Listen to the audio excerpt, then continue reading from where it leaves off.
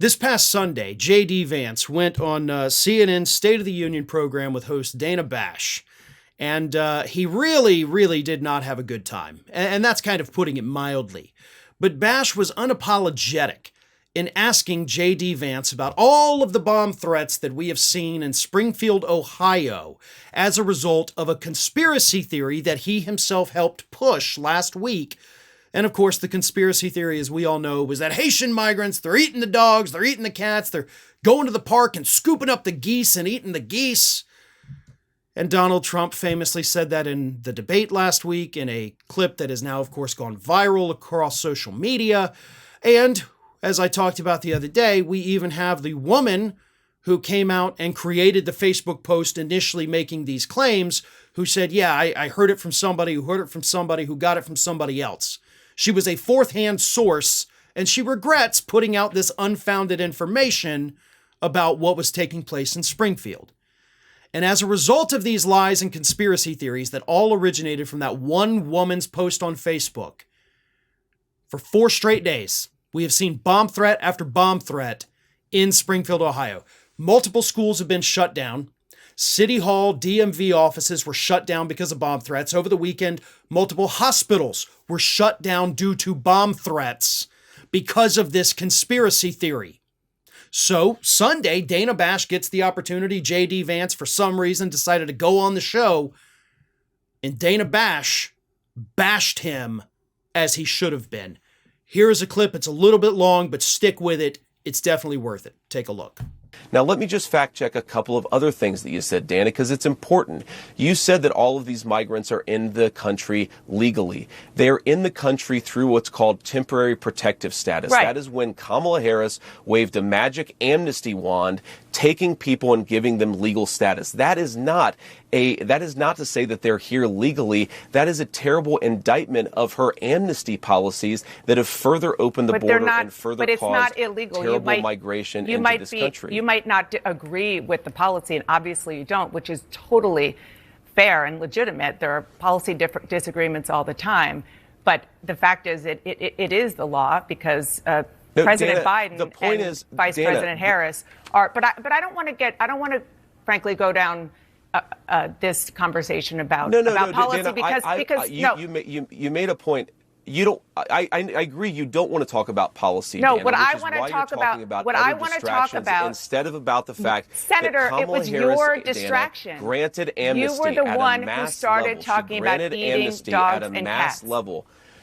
You were the one who Dana, brought this my up. constituents The president were the said ones it to who talked about 60 eating million dog and people. cats, and I talked about it because you were ignoring this community. My constituents talked about it. Have you been it is to my Springfield? responsibility to surface their concerns when the American media Have you been to ignores it. Springfield? Dana, I've been to Springfield probably 100 times in my life. How about I've taken my recently, children since to you've get heard ice this? cream at Young's Jersey Dairy. Have you heard recently since you've gotten these calls? Have I been in the last 4 days? No, no, I'm I haven't talking been about in the last 4 days, but I've since talked you've to a lot gotten of these people calls in from the Springfield, Dana, constituents. and they're telling me this stuff is happening.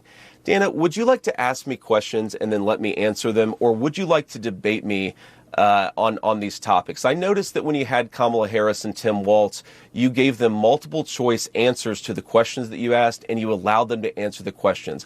I'm happy to be here to talk about policy, but if you're going to interrupt me every single time that I open my mouth, then why am I even doing this? So please ask a question, and I'd ask you to be polite enough to let me answer it. Yes, I am, and I think that if Kamala Harris and Tim Walz were making unsubstantiated claims that had racist undertones about people eating dogs and cats, and they didn't answer the questions about that, then I would have similar interactions with them.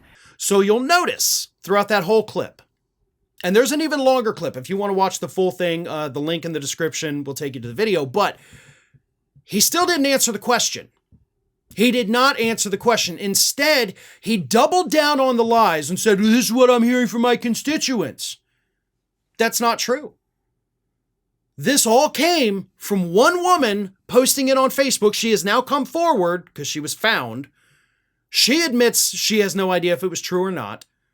So don't sit there and act like, well, I've been hearing it from my constituents. No, you haven't. because it didn't become a thing until that woman put it on Facebook. And in fact, the woman that she heard it from even admits like, hey, I'm not a reliable source. I don't know if there's any truth to it or not. And so Vance defends his conspiracy theory with lies. Because as I've also said, when your pet goes missing, you don't call your senator, you don't call your congressperson. You go check the shelters. Maybe you call the police if you expect that somebody, had stolen it. But you don't call your elected official because your dog ran away. Nobody does that. So Vance is lying through his teeth about that fact. Or should I say that alternative fact. But then he gets defensive, right? So not only is he defending his conspiracy theory by pushing more lies about it, then he gets super defensive. Like, why am I even doing this?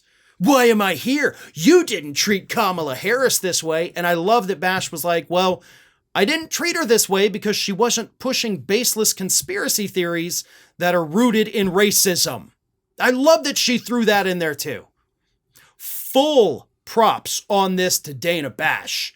That is the job of the media. And at one point in the clip, J.D. Vance had accused her of using talking points that sound like they're straight out of the DNC talking points, when in reality, all she was doing was journalism.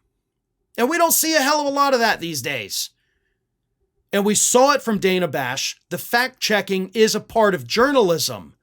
Calling out those in power is part of journalism. Going back to the days of Ed Murrow. That's what journalism was supposed to be. Holding those in power accountable to the national public. And Dana Bash damn sure channeled the spirit of Ed Murrow during that interview and put J.D. Vance on his heels. And he sits there with that smug little smile, looking evil as hell, just waiting for the opportunity to attack the interviewer. When you're attacking the interviewer, when you're attacking the moderators in a debate like Donald Trump has done, you lost. You've automatically lost. That is not how you conduct yourself if you are anybody that's respectable. I'm not even going to say anybody in a position of power. You don't do that if you're a respectable person who knows that your points can stand on their own merits. I mean, I've been in adversarial interviews plenty of times. I've gone up against Piers Morgan and a panel of Republicans, and never once during that did I sit there and say, you guys are so biased. This is unfair. You wouldn't ask it. Nope, didn't happen. Because I'm not a whiny little crybaby like J.D. Vance. You got called out because the lies that you and your running mate Donald Trump have pushed are causing chaos in a town, in a state that you represent in the Senate, J.D. And instead of taking responsibility for what you did, you're sitting there trying to blame Kamala Harris for a policy that she didn't even sign it, you idiot. She's the vice president, not the president. But I understand, because of the campaign, you're running against her, not Biden. You have to blame everything on her. But that's very dumb.